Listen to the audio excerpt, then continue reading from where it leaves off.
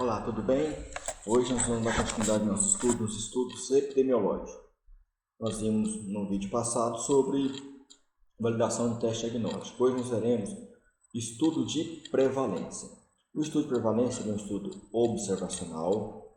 Como nós podemos fazer uma razão para inferir a possibilidade da exposição estar associada com desfecho de doença, mesmo ele sendo um estudo um estudo transversal, ele é também considerado um estudo analítico. É muito difícil ter um estudo observacional transversal analítico, mas o estudo de prevalência, quando eu consigo avaliar risco, ele é sim um estudo analítico. Então vamos lá. Para fazer essa aula, eu utilizei esse livro, Métodos de Investigação Epidemiológicas em Doenças Transmissíveis. Como eu fiz o meu mestrado e meu doutorado no Instituto de Patologia Tropical e Saúde Pública da Universidade Federal de Goiás, esse livro ele foi realizado lá, foi feito lá. E vocês encontram nesse link aqui, este livro. É um ótimo livro para a gente estudar esses principais métodos de investigação epidemiológica. O estudo de prevalência ou de corte transversal, não é coorte, pessoal, é corte transversal, são utilizados para estimar a frequência de um evento de saúde na minha população. Ou seja, eu quero saber o quanto que a minha população tem determinado evento de saúde. Os eventos são avaliados em um determinado período de tempo ou um curto período de tempo, vai depender qual é o objetivo do meu estudo. Para o estudo de prevalência, a gente também faz uma famosa tabelinha 2x2, tá? Onde na minha coluna eu vou ter as pessoas doentes, na minha coluna esquerda eu vou ter as pessoas doentes, na minha coluna direita eu terei as pessoas sadias. Nas linhas eu terei as pessoas expostas ao fator de risco, na linha superior e na linha inferior as pessoas não expostas ao fator de risco, tá? Então, depois que eu colhi todos os meus dados, é possível eu fazer uma prevalência nas pessoas que forem expostas, pessoas que não forem expostas, se meus dados estiverem isto, e aí sim eu ver se realmente aquele fator de exposição está ou não associado àquele determinada prevalência. Então a primeira coisa que eu tenho que fazer é selecionar uma amostra. Nós já vimos isso em vídeos anteriores, como é que nós fazemos uma amostra, como nós selecionamos uma amostra. Então, a partir de uma população, você seleciona, grupo, uma quantidade de indivíduos suficiente que representa toda aquela população, de uma forma em que todos sejam bem representados, e ali você faz a pergunta que você quer a resposta. Tá? E a partir disso, ao fazer a análise de dados, veremos se tem possibilidade realmente deles estarem doentes, daquele fator de exposição está associado àquela prevalência daquela doença naquela população ou não. Então, a definição geral de prevalência. Prevalência é uma medida de morbidade, nós já vimos isso no vídeo anterior, né? Que é calculado pela fórmula número de pessoas com evento de interesse dividido pela população sob o risco de apresentar o evento em determinado período e tempo. Então, vou pegar a quantidade de pessoas com determinada doença em determinado tempo em uma população específica e vou dividir pela quantidade de pessoas que tem o risco de ter aquele evento naquele determinado tempo, naquela população específica. Qual é a relevância dos estudos de prevalência em saúde pública? Os estudos de prevalência são úteis para estudos de doenças crônicas ou de longa duração, mas não se aplica a doenças infecciosas de rápida progressão. Então, ele é bastante indicado para doenças longas. Tá? As doenças curtas geralmente não são eficientes porque a pessoa fica por um curto tempo doente, ou e aí elas saram ou morrem de forma rápida.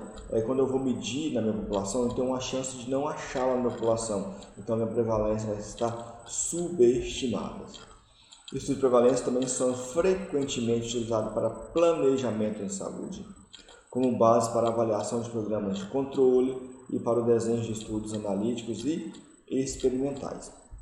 Então, é um dos primeiros estudos que nós fazemos para ver qual é a situação de saúde da minha população.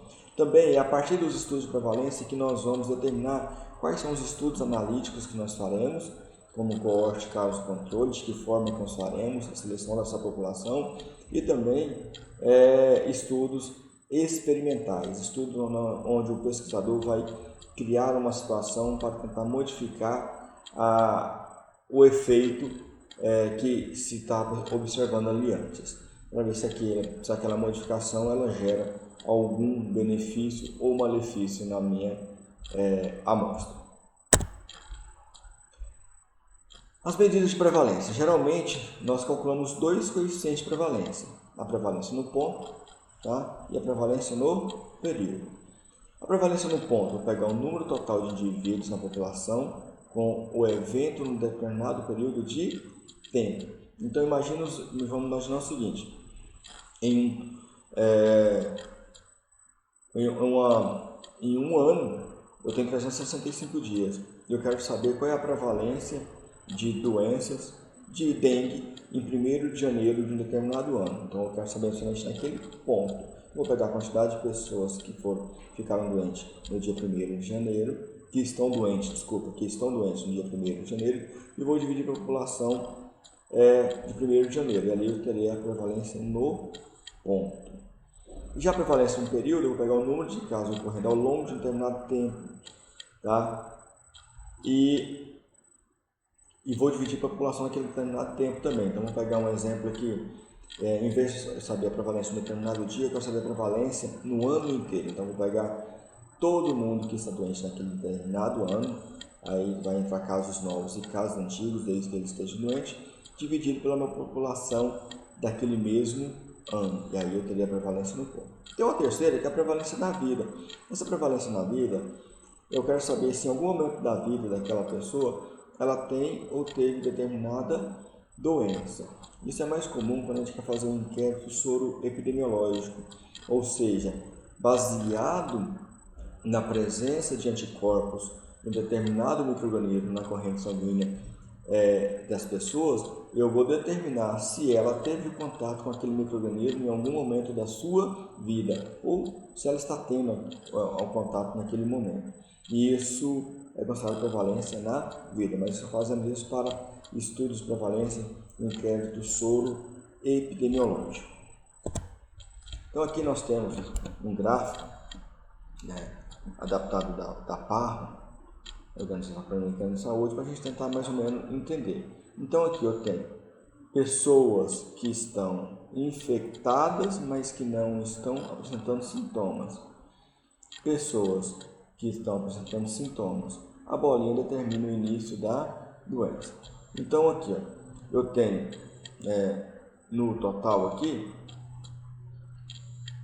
nesse determinado ponto aqui, quantos indivíduos doentes, então infectados. Tem 1, 2, 3, 4, 5,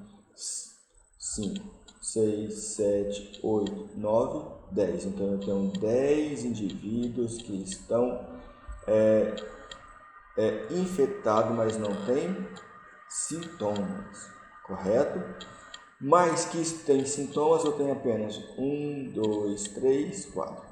Se eu fosse fazer a prevalência de pessoas que estão doentes neste período aqui do ano, nesse ponto específico aqui, se for somente de infectados, eu teria 10.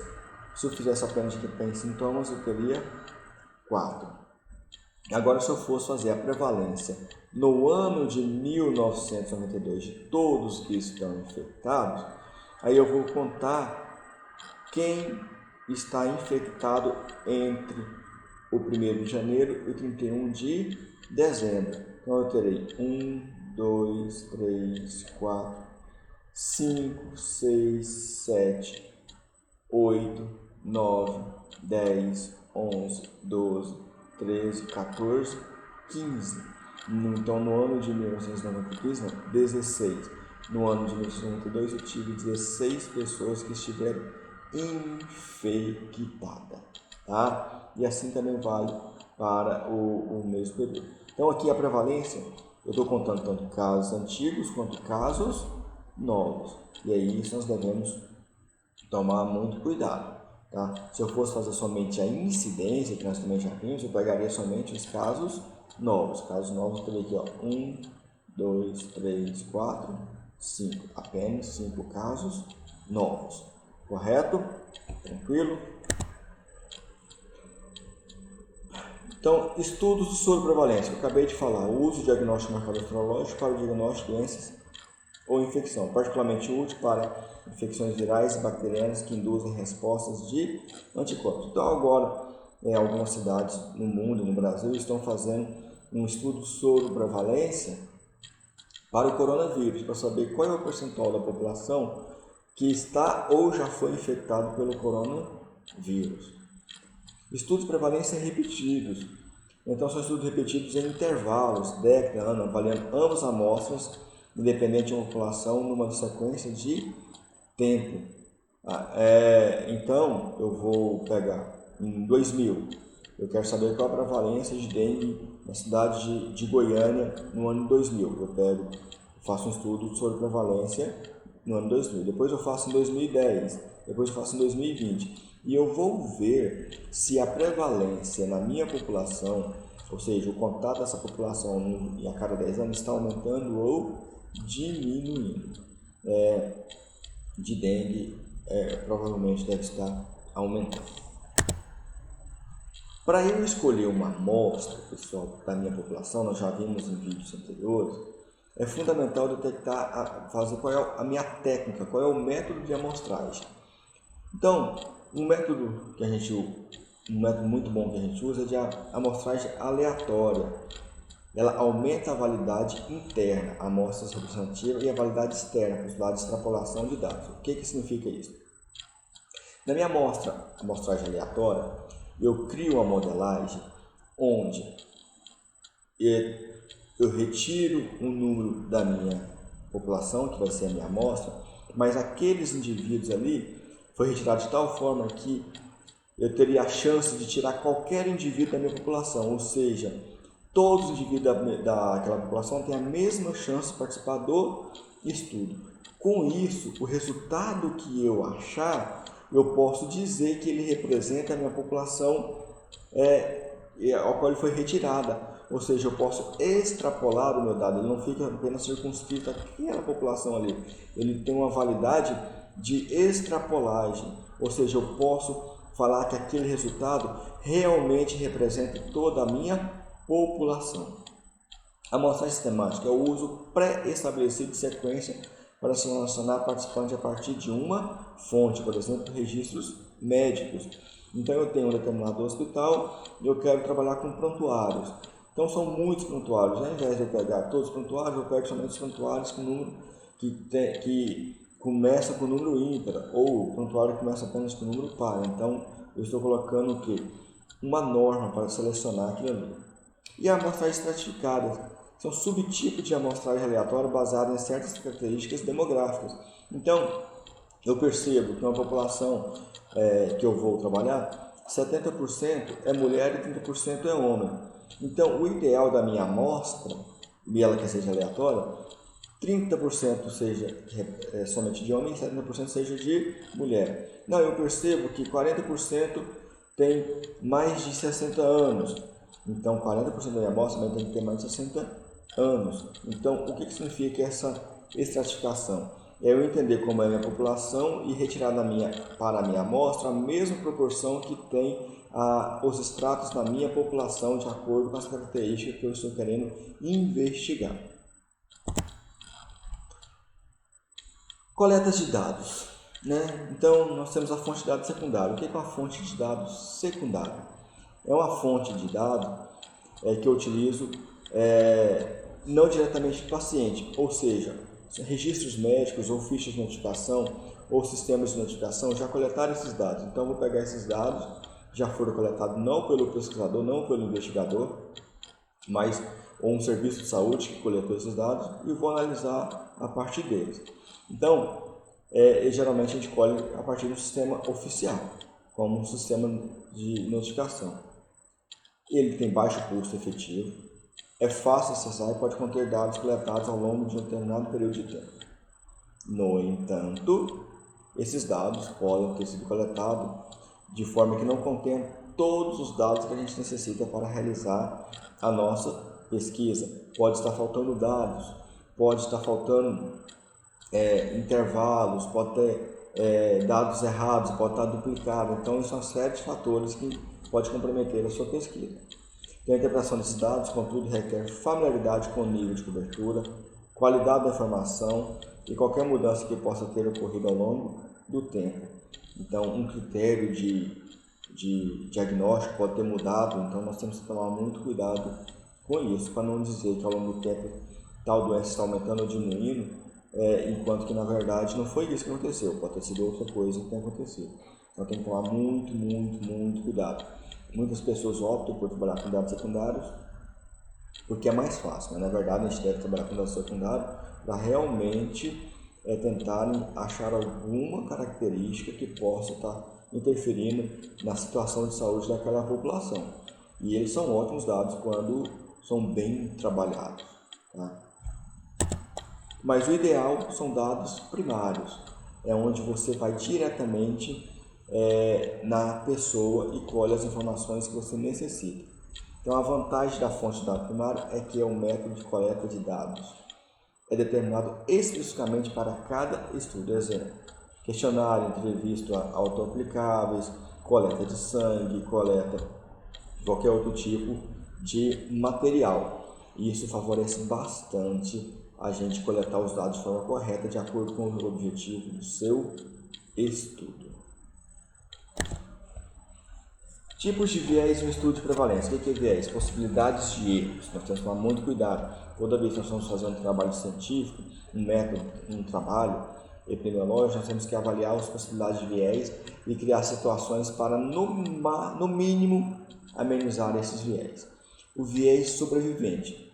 Casos prevalentes observados tendem a excluir casos com rápida evolução e óbitos precoces, e aqueles que estão ausentes no momento da seleção. Isso superestima casos de longa sobrevida. O que nós temos que observar? Que quanto aquelas doenças geram uma baixa letalidade, mas uma grande morbidade ao longo do tempo, a gente tem maior chance de achá-lo quando vai fazer a entrevista, vai fazer a pesquisa.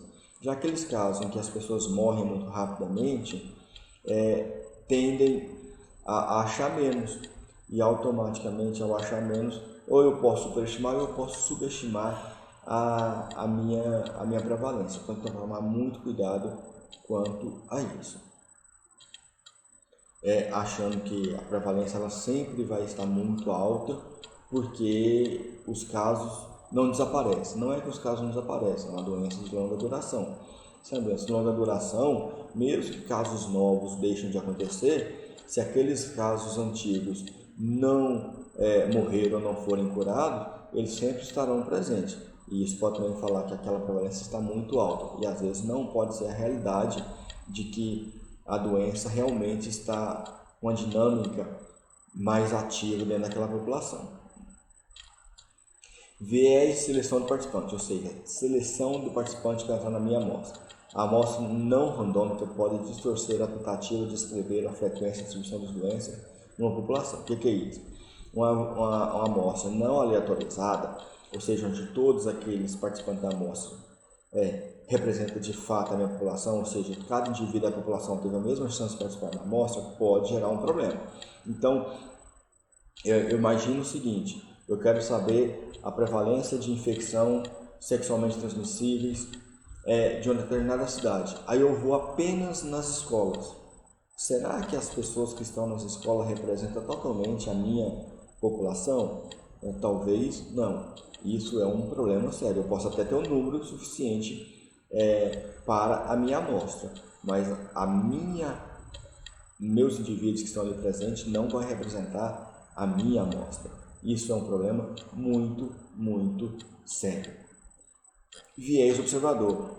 pesquisadores de campo devem ser treinados para fazer perguntas de maneira uniforme para evitar tendenciosidade. Isso é um fator muito importante. A pessoa que vai lá no campo coletar os dados, coletar a amostra biológica, ela tem que ser muito bem treinada para as formas que ela vai fazer a pergunta, para que ela não gere tendência na resposta do indivíduo, ou que não gere constrangimento para que o indivíduo não responda. Ou seja, ele tem que trabalhar de uma forma bastante profissional, bem transparente, bem tranquila, para que o participante da pesquisa ele não se sinta incomodado em dar a resposta verdadeira, porque se ele não fizer isso, ele vai dar uma resposta errada e a minha prevalência vai estar enviesada, e aí se eu for fazer uma razão de prevalência, ela também vai estar errada. Esse é um problema que nós temos que evitar. Depois de ter coletado os dados, nós vamos ter que analisar as medidas de dados que nós temos na prevalência. Toda vez que eu fizer uma prevalência, eu tenho que fazer um intervalo de confiança. O que é o intervalo de confiança? Como eu fiz nenhuma amostra, eu quero saber o quanto a minha amostra ela pode estar variando dentro da minha população. Então eu achei lá a prevalência de uma determinada doença. Achei a prevalência de diabetes em uma determinada população de 10%. Então eu tenho que achar um intervalo de confiança. O que é o intervalo de confiança? É o quanto aquele valor que eu achei, ele realmente está certo dentro da minha população verdadeira. Como eu não pesquisei em toda a minha população, eu tenho que determinar qual é o grau de incerteza daquela estimativa que eu achei. O quanto ela pode estar certa ou errada. E a amplitude entre os dados vai determinar o quanto ela está certa ou errada. Então, para vocês terem uma noção, a gente está mais acostumado a ver um intervalo de confiança em pesquisas eleitorais. Então, quando um jornalista fala, o candidato A apresentou em questões de voto de 30%, com 2 pontos para cima, 2 pontos para baixo, esses 2 pontos é um intervalo de confiança. O que ele está querendo dizer? Que na amostra analisada, o candidato tinha 30% das intenções de voto. No entanto, após aplicar o intervalo de confiança, calcular o intervalo de confiança, viu que o verdadeiro valor na minha população pode variar 2 pontos para cima, 2 pontos para baixo. O que significa isso? Significa assim, que o verdadeiro valor na minha população pode ser 30, pode ser 29 ou pode ser 28. Ou pode ser 31, ou pode ser 32. Eu achei 30, mas o verdadeiro valor está entre 28 e 32.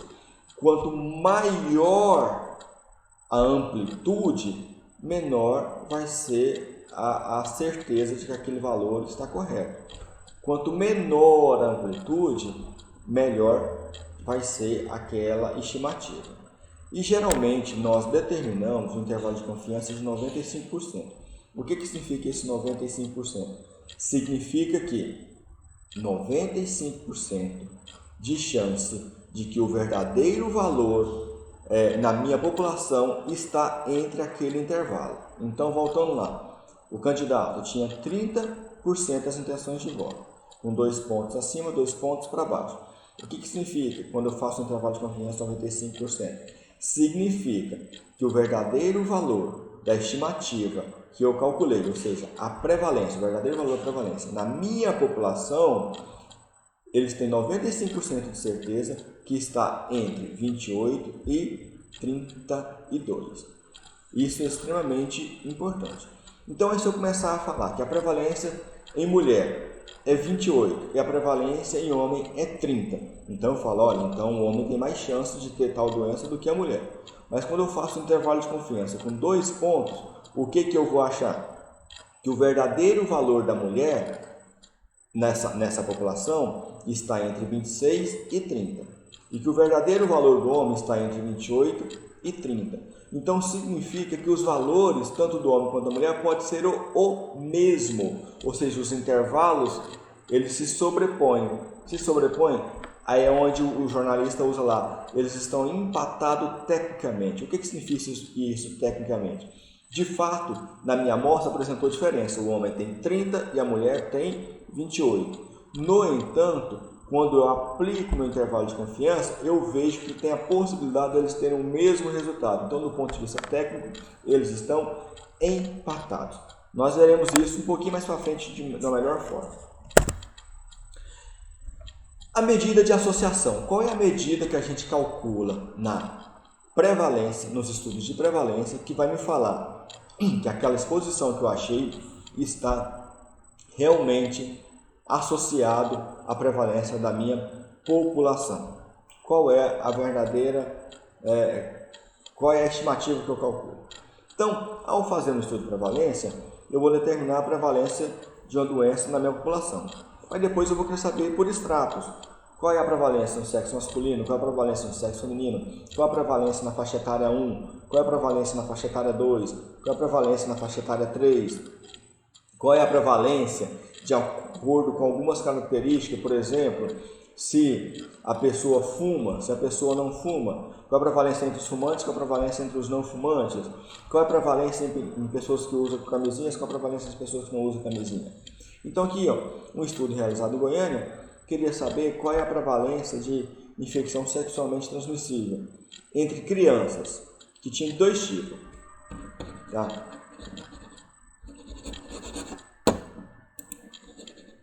Crianças de rua e crianças na rua. Crianças de rua eram crianças que moravam na rua. Crianças na rua eram crianças que ficavam na rua, mas na verdade elas moravam em uma casa. Elas ficavam o dia inteiro na rua, mas à noite voltavam para a sua casa. Então, primeiro foi determinado quantas crianças, foram um total de 496 crianças investigadas, 39 tinha infecção sexualmente transmissível. 457 não tinha infecção sexualmente transmissível.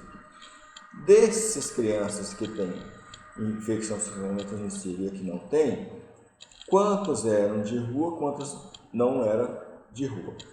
Do total de crianças que moravam na rua, 101. Do total de crianças que não moravam na rua, 395. Das 101 que moravam na rua, 25 tinha infecção sexualmente transmissível. 76 não. Das 395 crianças que não moravam na rua, 14 tinha infecção sexualmente transmissível. Então, o que eu vou fazer aqui? Nós vamos calcular a prevalência, e nós já vimos isso em vídeo anterior, de como se faz isso. Nós vamos calcular a prevalência de infecção sexualmente transmissível nas crianças que moram na rua.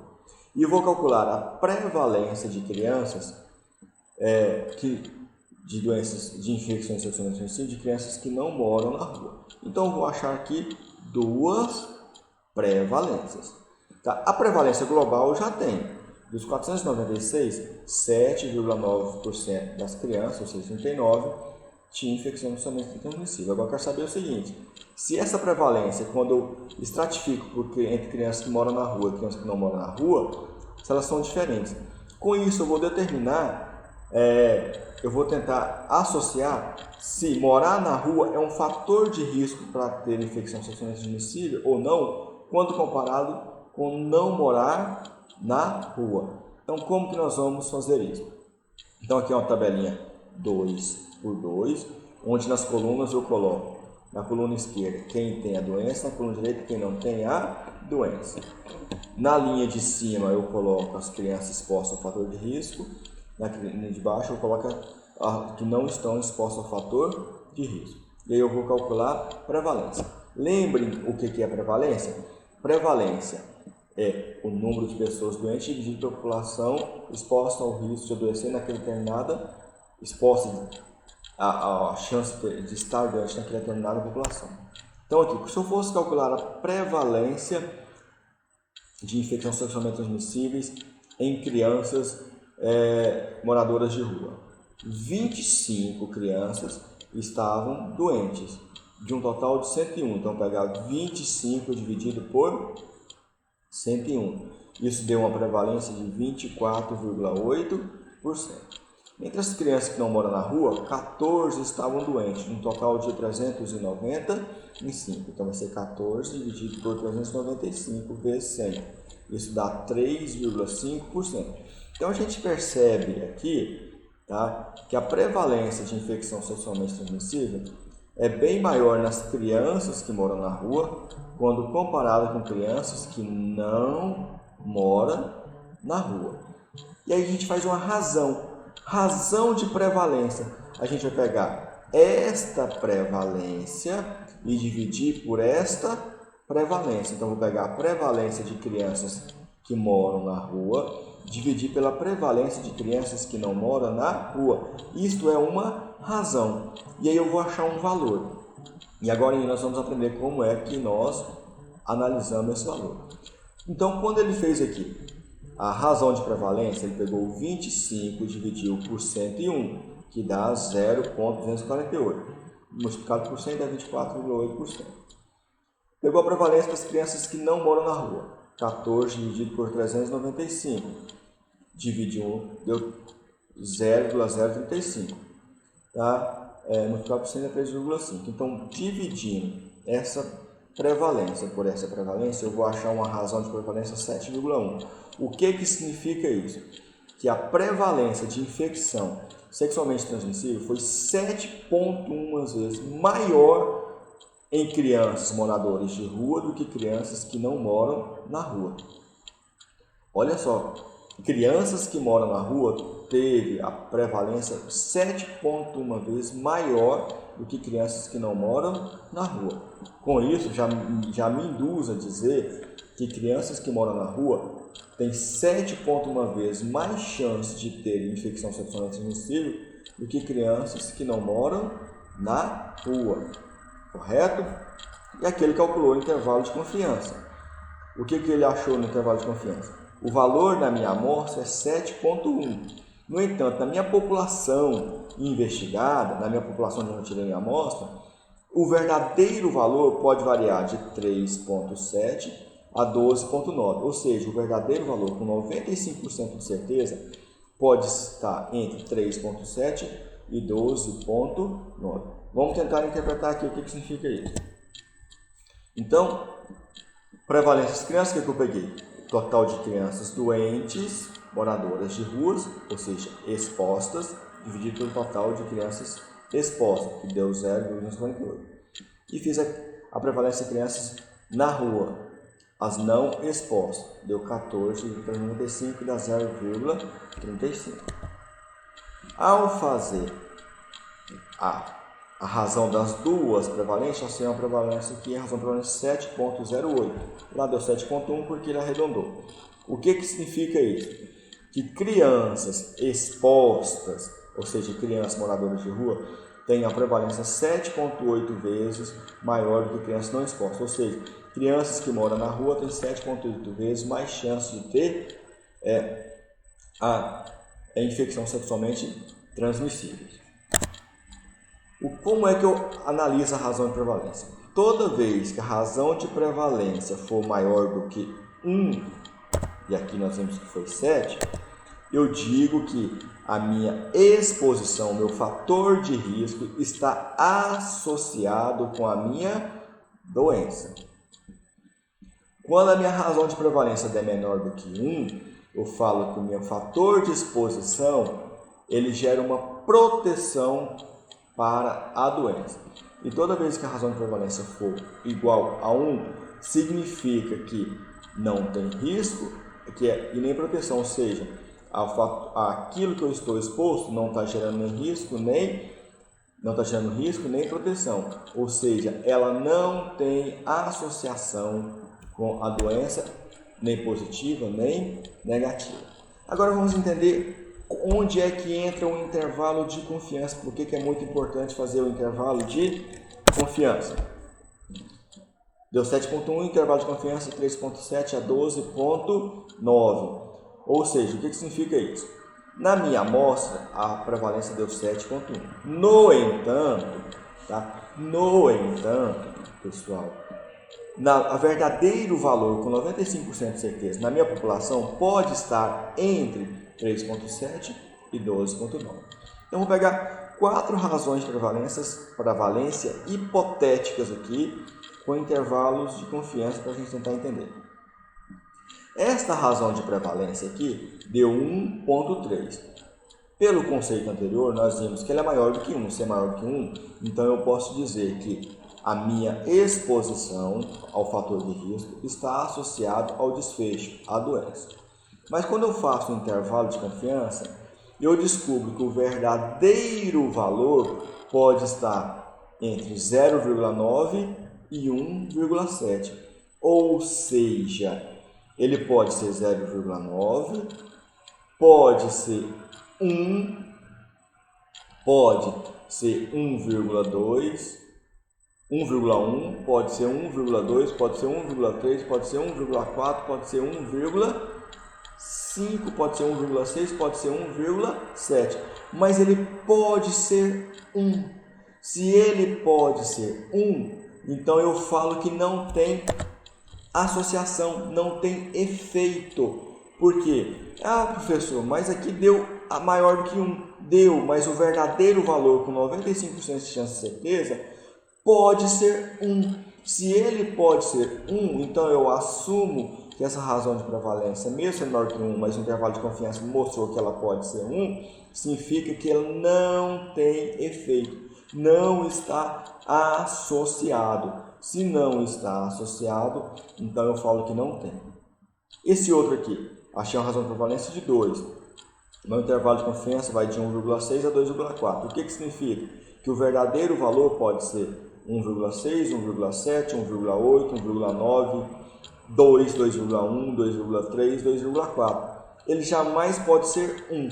Se ele jamais pode ser 1, então eu falo que a minha exposição ao fator de risco está associado à minha doença.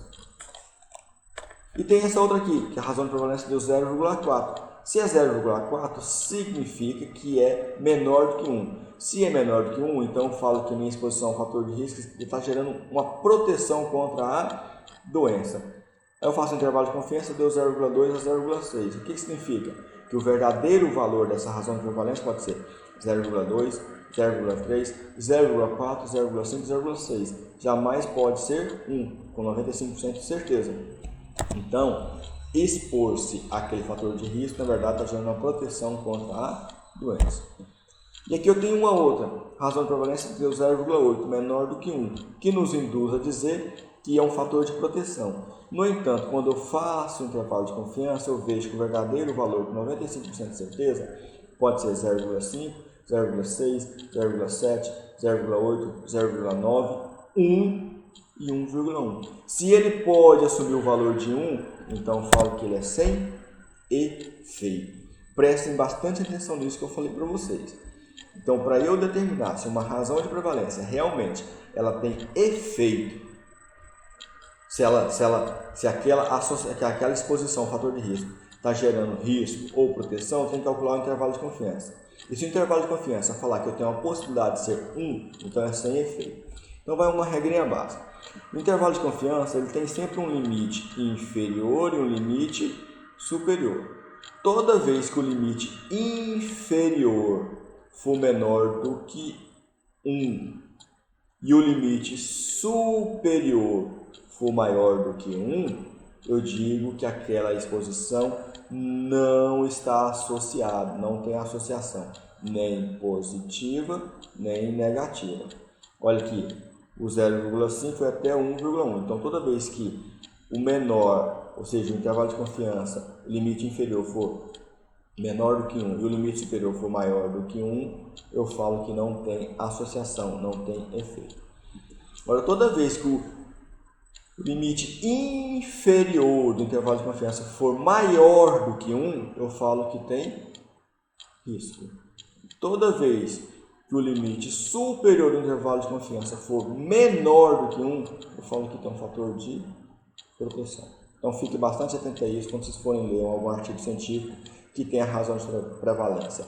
Se não tiver intervalo de confiança, não tem como você inferir nada. Então, tem que ter intervalo de confiança para a gente ter certeza que realmente aquilo ali tem associação e se ela é com risco ou com proteção. Senão, não tem como a gente afirmar.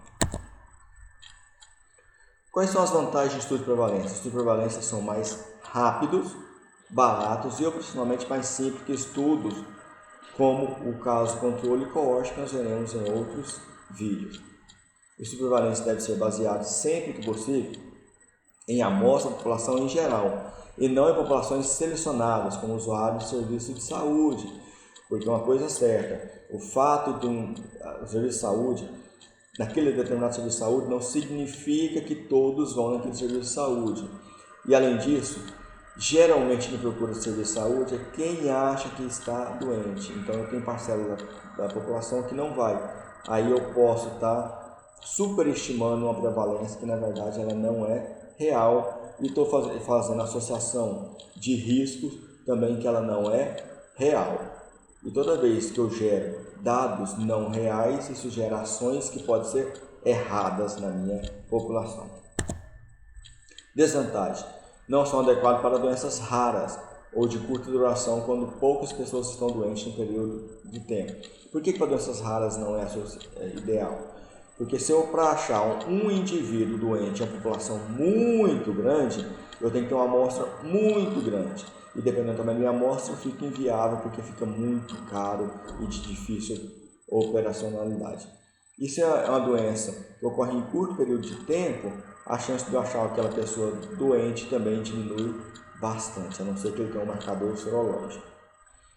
Estudo de prevalência não pode, de forma geral, testar hipótese etiológica, causa e efeito, já que a exposição e o estado da doença são medidos ao mesmo tempo. Apesar de a gente fazer a razão de prevalência, eu não sei dizer se aquela exposição, quando foi que ocorreu, para eu determinar se realmente aquelas pessoas estão doentes devido àquela exposição ou não, porque a exposição e a doença foi medida ao mesmo tempo, no mesmo período. Então nós fazemos uma estimativa, mas aquela estimativa ela tem essa desvantagem, por isso que ela não é muito segura de se realizar.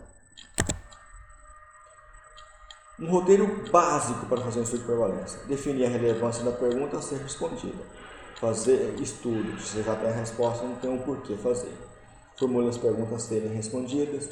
Descreva os procedimentos técnicos para avaliar o evento de interesse. Estabeleça os procedimentos de amostragem. Calcule o tamanho da amostra. Esclareça as questões éticas e descreva as etapas para análise de dados. Fazendo isso de forma bastante detalhada, você chegará a um bom estudo de prevalência. Aqui eu vou dar um exemplo de como a gente calcula a razão de prevalência. Então, a investigação baseada em questionários sobre a associação entre migração e doença mental em adultos de meia idade no mês de julho de 2009. Então, o pesquisador aqui queria saber se migração está associada a alguma doença mental. Então, aqui ele determinou 15 pessoas com doenças mentais e 10 pessoas sem a doença mental. No total, 25 pessoas foram investigadas. 15 pessoas eram migrantes e 10 não eram migrantes. No total de pessoas migrantes, 10 tinham alguma doença mental. Do total de pessoas não migrantes, 5 tinham alguma doença mental. Então, nós temos que calcular a prevalência de doença mental entre migrantes e a prevalência de doença mental entre não migrantes. Então, a prevalência entre migrantes vão ser os 10 doentes dividido pelo total de migrantes. 10 dividido por 15, que dá 0,667. Entre os não migrantes, vai ser os 5 doentes dividido pelo total de migrantes.